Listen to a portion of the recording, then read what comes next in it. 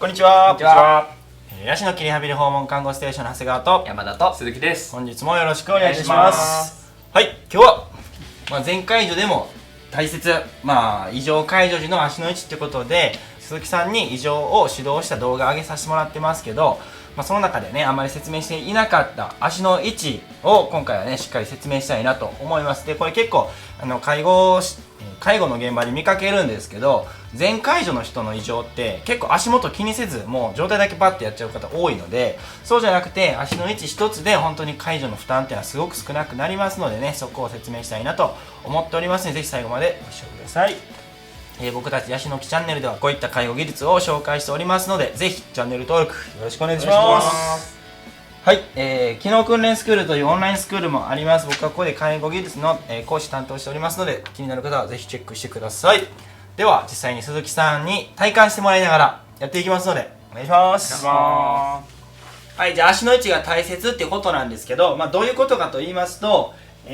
こういうことです。伸びてると当然立ちにくいし、曲がっているとこれまた当然立ちにくくなります。膝が伸びてるとなんで立ちにくいかって言ったら、いつも異常の動画で、中で喋ってるとは思うんですが、ここに体重を持っていくことが大切なので、移動距離がね、重心の移動距離が長くなります。その分、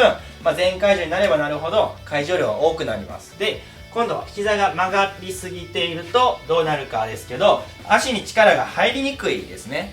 膝が曲がっている状態からやっぱ立ち上がらないといけないので、そんだけ力がいりますし、立った後に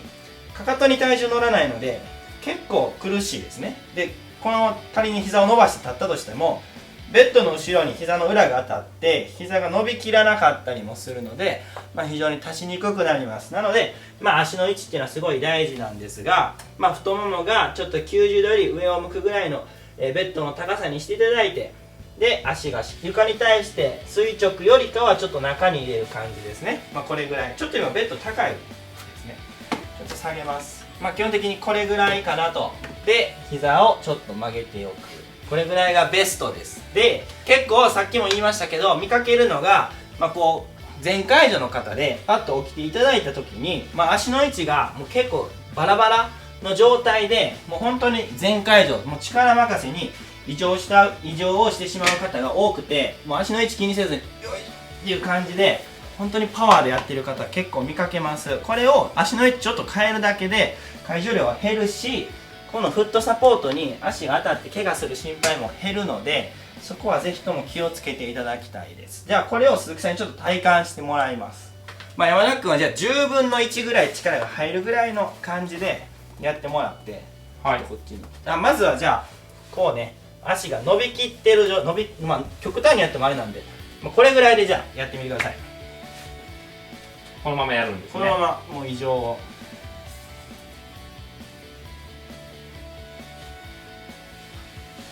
はい、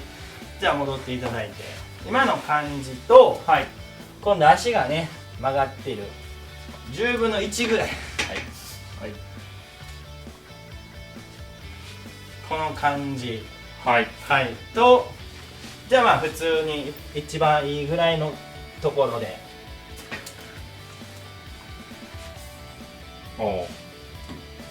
どうですか？そうですね。一番伸びてる状態が一番重くて、で一番曲がってる状態がちょっと軽くなったなと思ったんですけど、一番いい状態でやるのが一番やっぱり楽ですね。全介助といえど、足にね力が乗れば、体重が乗ればある程度、床の力とかもあるんですけど、そういった部分で介助量は減ってきます。じゃあこれをちょっと鈴木さんに座ってもらって、体感、やられる側で体感をねしてみてもらいたいなと思います。じゃあまず膝が伸びてる状態でやりますね。いきます。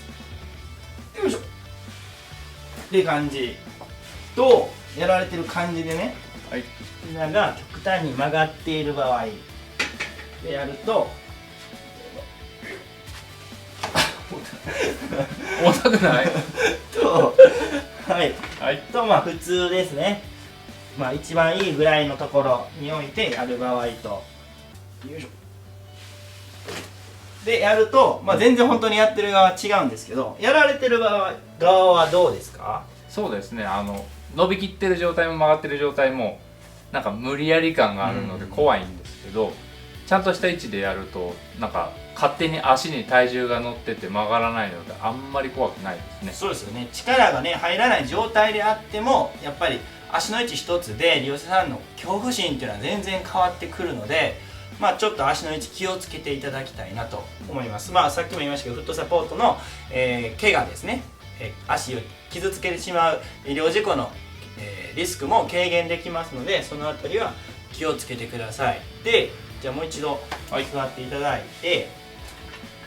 で今のを踏まえて、全解除になった時ですね、全解除の時は、もちろんね今の解除でいければ OK ですけど、いけない場合、膝折れがある場合っていうのは、膝ロックっていうのを併用しないといけなくなってきたり、他のやり方にもなってくるんですけど、どのやり方をするにしても足の位置が大事ですね。例えば、膝が伸びてる状態で膝ロックをしようとしても、やっぱここまで体重乗せないといけないので、こう持ってこないといけないです、ここまで。で、足が曲がってる状態で膝ロックしようにも、今度は多分ロック効かないですね。今のはね良くない転倒ですね。ロック効かなくなってしまいます。なので、一番いい位置に置くってことが、大事になってくるので、そのあたりはねしっかりと足の位置全解除だからといってもうフルパワーで持とうとせずにやっていただきたいなと思います。ということで、今日はですね、異常の中の一部ですけど、本当に大事なところになってきます。もうこの足の位置一つ気にしないで、もう怪我ももちろん減りますし、体重量も減るし、異常の負担が減りますので、ぜひやってください。気をつけてください。じゃあ鈴木さんにまず感想といいますか、先ほどもねいろいろ言ってくださいましたけど、何か最後にあれば。そうですね、